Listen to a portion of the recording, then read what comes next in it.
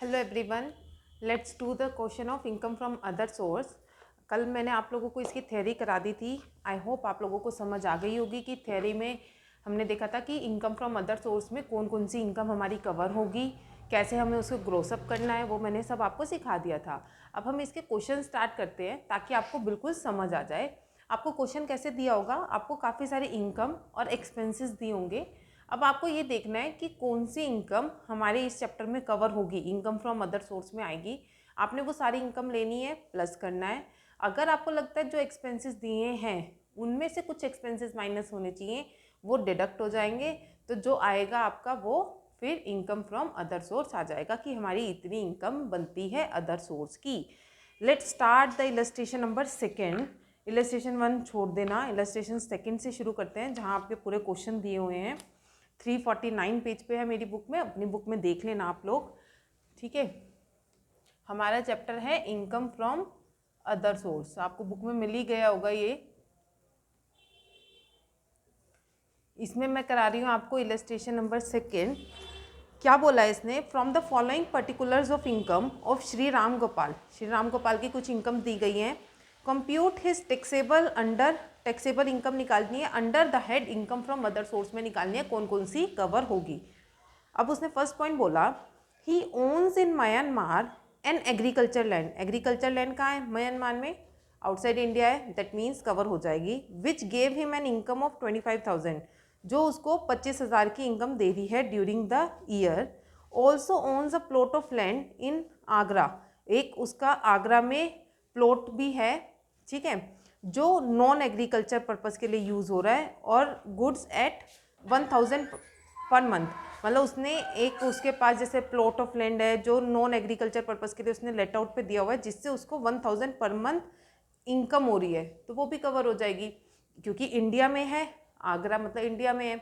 और non agriculture, अगर agriculture होती तो एग्जम्प्ट हो जाती, नॉन एग्रीकल्चर है तो इसमें कवर हो जाएगी। He also has another plot of land on which village markets are held. These land fetched him an income of 2,500 during the year. मतलब वो कह रहा है इसके पास एक और प्लॉट ऑफ लैंड है जो विलेज मार्केट में है और उससे भी उसको इनकम हो रही है 2,500। तो मतलब ये सारी इनकम हमारी इनकम फ्रॉम अदर सोर्स में आ जाएगी। हमने पढ़ा ही था कि जो एग्रीकल्चर लैंड हमारी एग्रीकल्चर इनकम हो रही है आउटसाइड इंडिया से वो आएगी, और कोई भी अदर लैंड से अगर हमें इनकम हो रही है तो वो हमारे इस चैप्टर में कवर हो जाएगी। तो हमें पता है कि income from agriculture land in Myanmar में है ये वाली, इससे उसको इनकम हो रही है 25,000।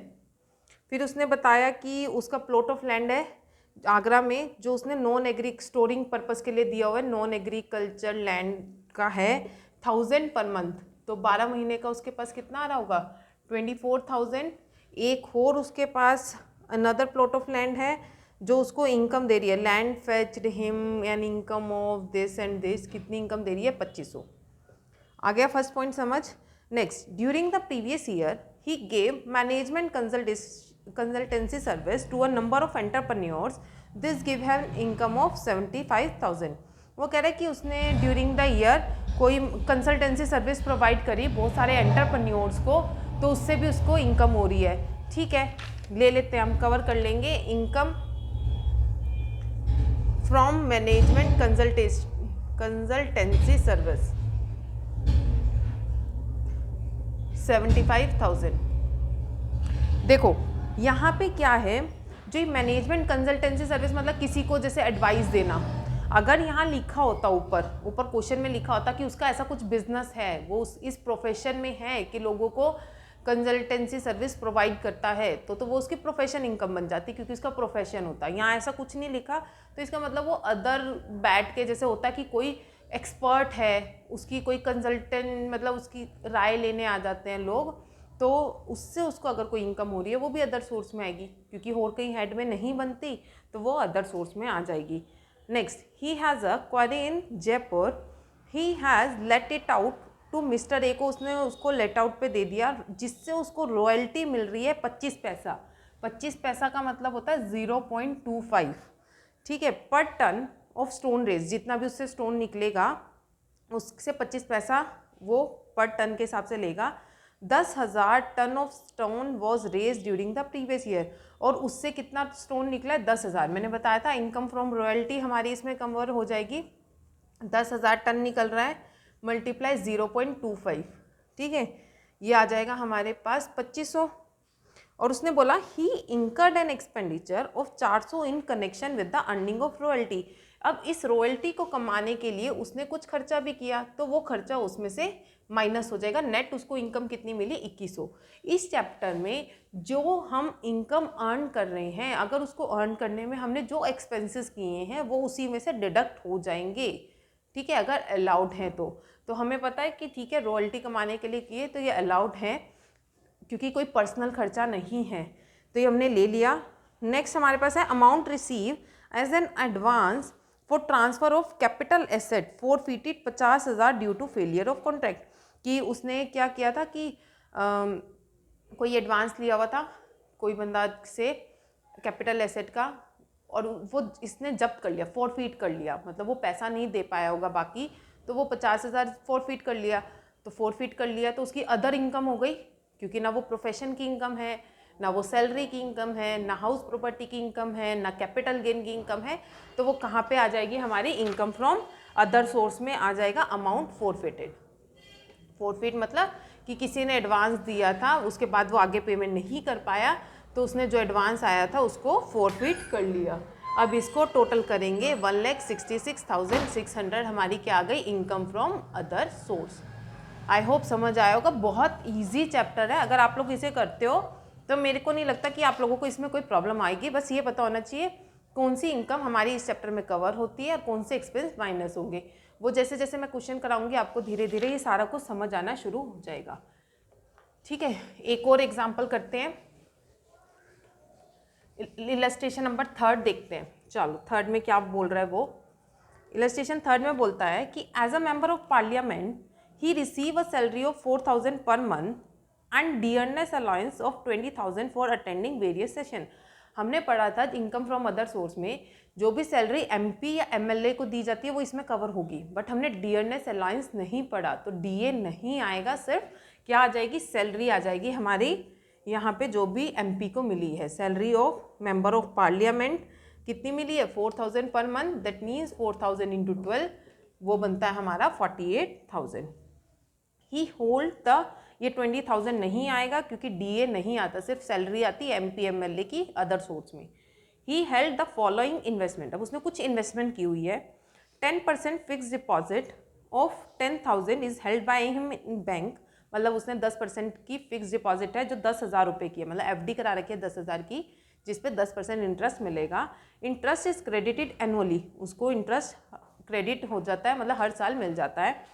ही रिसीव अ डिविडेंड, 500 रुपये उसको कोऑपरेटिव सोसाइटी से डिविडेंड भी मिल रहा है। अब देखो हम देख लेते हैं, इंटरेस्ट ऑन एफडी 10,000 की एफडी कराई हुई है, 10% इंटरेस्ट कितना आ जाएगा 1,000। अगर हमने पढ़ा था अगर इंटरेस्ट 10,000 से ज़्यादा होता तो ग्रोस करते, यहाँ ग्रोस नहीं होगा, एज इट इज़ इसको हम ले लेंगे क्योंकि 10,000 से कम है, ठीक है।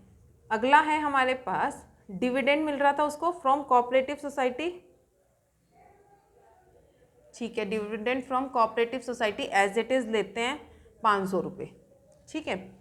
नेक्स्ट ही वोन 8,000 इन क्रॉसवर्ड पजल, क्रॉसवर्ड पजल से वोन कर रहा है, मतलब विनिंग फ्रॉम क्रॉसवर्ड पजल दिया हुआ है। क्रॉसवर्ड पजल हमारी मैंने बताया था ना किस में आई थी, थोड़ा सा दिमाग चलाओ, खुद सोचो, कॉपी मत देखना, खुद सोचो। हमने करी थी horse race, crossword puzzle, lottery, casual income में, जिसमें अगर हमारी 10,000 या 5,000 से ज़्यादा होती थी तो हम ग्रोस करते थे 100/70 करके, वो वाला पॉइंट है ये क्रॉसवर्ड पजल। ये वो विनिंग है, विनिंग का मतलब वोन मतलब विनिंग, तो इसमें हमने पढ़ा था कि एज इट इज़ लेते हैं, कुछ भी ग्रोस अप नहीं होगा, तो 8,000 एज इट इज़ ले लेंगे। On 1 September 2020 he purchase a plot of land for constructing his house, उसने एक लैंड खरीदी, प्लॉट खरीदा घर बनाने के लिए। On account of shortage of fund, नहीं उसके पास पैसे हुए तो वो कंस्ट्रक्ट नहीं कर पाया, तो उसने क्या किया, उसको प्लॉट को किराए पे दे दिया, ठीक है, तो वो उसकी इनकम हो गई, income from land.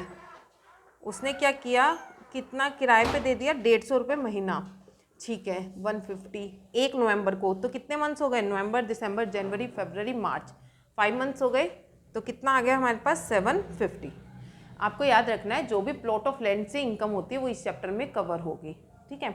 He has let machinery and furniture, अब उसने क्या किया हुआ है, ये वाला पॉइंट भी इसमें आएगा कि जो भी अगर वो मशीनरी या फर्नीचर लेट आउट करता है या हायर पे देता है तो उससे जो इनकम होती है वो भी इस चैप्टर में कवर होगी, क्योंकि वो अदर किसी भी, आप खुद सोच के देखो, किसी और उसमें कवर नहीं होती। He has let machinery and furniture and also building to mister Krishna Gopal at a monthly rent, अब वो मंथली रेंट पे दे रहा है 5,000 रुपये, ठीक है। इसने क्या किया, rental income from machinery, furniture, composite, जब वो इकट्ठा सब कुछ देता है वो इस चैप्टर में कवर हो जाएगा। कितना दे रहा है, 5,000 per month, 5,000 into 12 that means 60,000, ठीक है। इसे प्लस कर लेना, इनकम आ जाएगी। He spend 1,500 on repair of machinery, अब हमें पता है खर्चे सारे माइनस होंगे, कुछ पर्सनल नहीं होना चाहिए, बाकी सब माइनस हो जाएंगे। रिपेयर कराई उसने इस मशीनरी और फर्नीचर पे 1,500 की, डेप्रिसिएशन लगा तो वो भी अलॉयड होता है हमारा 10,000, तो 1,500 इसमें से टोटल में से माइनस हो जाएगा। इसका टोटल बनता है 1,18,250, जिसमें से 11,500 माइनस होके 1,06,750 इनकम फ्रॉम अदर सोर्स बन जाएगी। आई होप आपको ये समझ आया होगा, करके देखो आपको समझ आ जाएगा। फिर आप इसी तरीके से अपना क्वेश्चन नंबर 1 से ही शुरू करना, कोई बीच में ऐसा नहीं है कि कुछ छोड़ना है, आप शुरू करना, आपको समझ आना शुरू हो जाएगा। मैं नेक्स्ट वीडियो में और थोड़ा सा इसका जो इंटरेस्ट वाले टॉप क्वेश्चंस हैं जो थोड़े से टफ हैं वो करवाती हूँ, आप इन्हें ट्राई करके देखो। कोई प्रॉब्लम आती है आप मुझसे पूछ सकते हो। Thank you so much.